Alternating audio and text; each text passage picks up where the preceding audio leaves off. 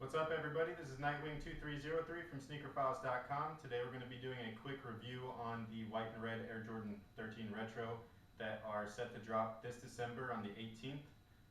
No comparisons with the original, unfortunately. I don't own a pair, and sorry about that. But hopefully you guys like the review, and let's get right into it. So the overall construction and quality of the shoe is greatly lacking.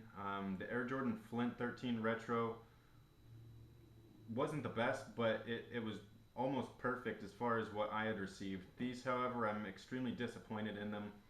The first thing that I noticed is right when I put them on a flat surface, you can see how this one's perfectly even and straight, and then this one here, it has a little bit of a rocking motion. So that means that the sole is uneven, which is going to make it extremely uncomfortable when I wear it, whether it's for casual or for play. And that's something it's really bad for your foot. So try to pick your pairs out in the store, put them on the counter, and do the little wiggle test. And hopefully you can swap out one pair for the other, which is what I tried to do. These, however, were an online purchase, so what I got was exactly what you see right now. The next thing is the tongue on this shoe is extremely wrinkled, and I think it looks ridiculous. I've never gotten a pair of Jordan 13s that look this bad personally. This here is it looks awful if you wear them with shorts or with pants, because your pants, you tend to kind of tuck them behind your tongue.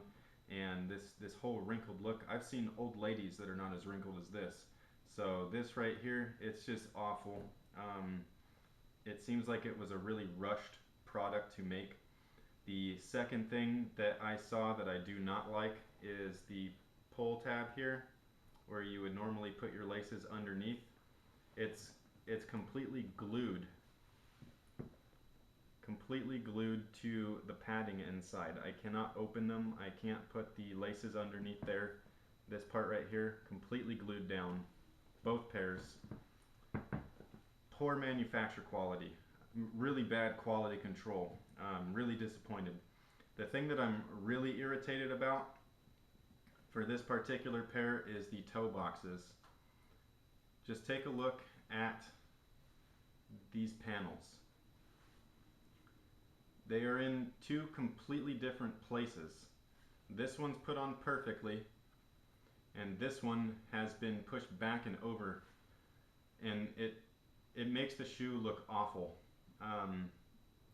Not only that, but you can see here that this side of the lacing system sits up higher, so my laces are more at an angle, whereas these ones are completely horizontal here. So these ones are diagonal, and again, really poor quality control issues. I've never even worn these, and the front of the toe area here is completely dented in. You can see all those wrinkles in there. The shoe tree is in there also, and it looks ridiculous. So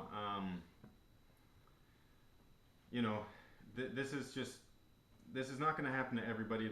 This is exactly what I got, and I'm not going to put the seller's name out there because it's not their fault either. But it's just something that I'm just really not happy with them.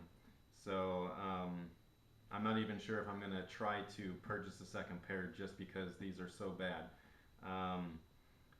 One thing that I would like to point out for any people that are going to possibly say that these are just fakes or whatever, it's not true. They are real. I bought them from an authentic retailer. Anybody that's seen my previous videos knows that I only buy authentic merchandise, and every once in a while I get something that's really, really bad, and this is no different.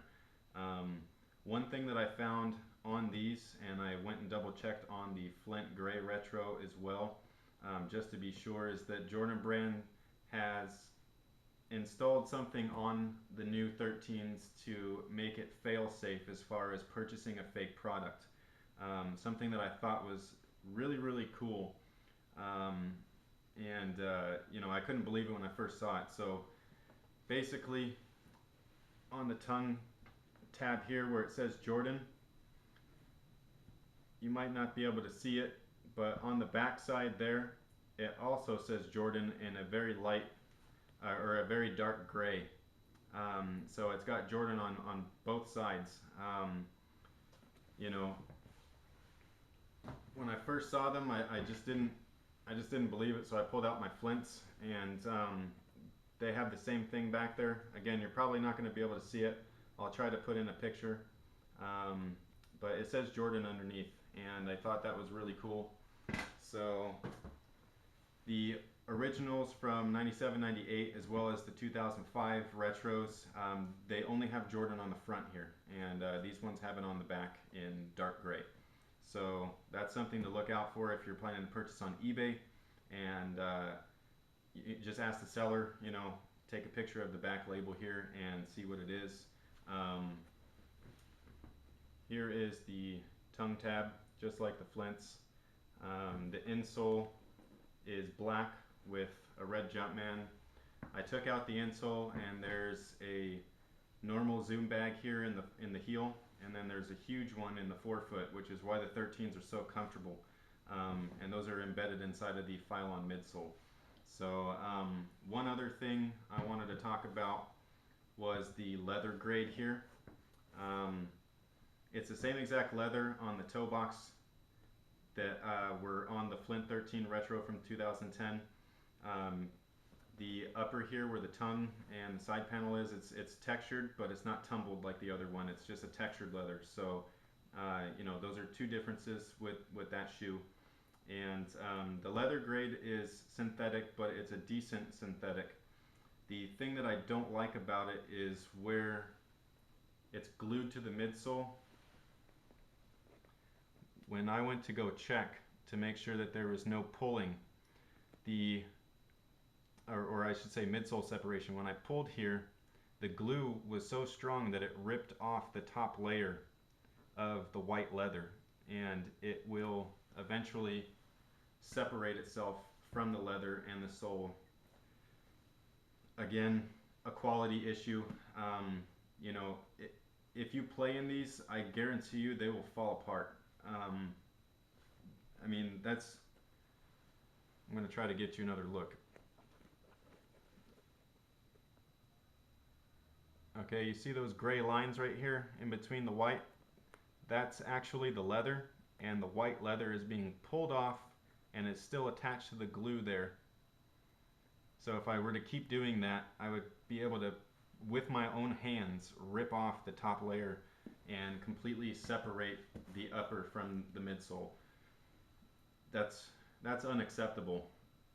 So, you know, it is what it is. That's pretty much what we got. The box label says that these are white, black, and varsity red. The originals, as everybody knows, were true red. So here is a quick look at what true red looks like versus the varsity red. Varsity is just a little bit darker, but it's not a big deal.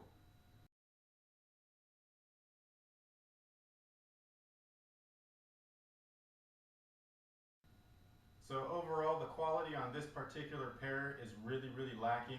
I'm personally not satisfied with the purchase. However, don't let that deter you from purchasing your own pair, mainly because out of the entire run that they're going to be releasing on the 18th, not every pair is going to be messed up. So the only thing that I can pretty much recommend you is to, you know, for all of you that are purchasing your pairs in store, in person, just check your pairs. Even if it takes you a couple of minutes just to look at them, you know, who cares? As long as you're happy with your purchase, that's really all that matters. So, you know, and everybody that purchases online from eBay or Foot Action, Foot Locker, things like that, you still have a good chance of getting a messed up product. So just kind of beware when you're buying online, and don't expect the greatest quality with this release. So again, thank you guys for watching. I hope that you guys enjoyed. Please make sure to like, comment, and subscribe, as well as check out sneakerfiles.com. Alright guys, I'll see you guys next time with the next video. Later.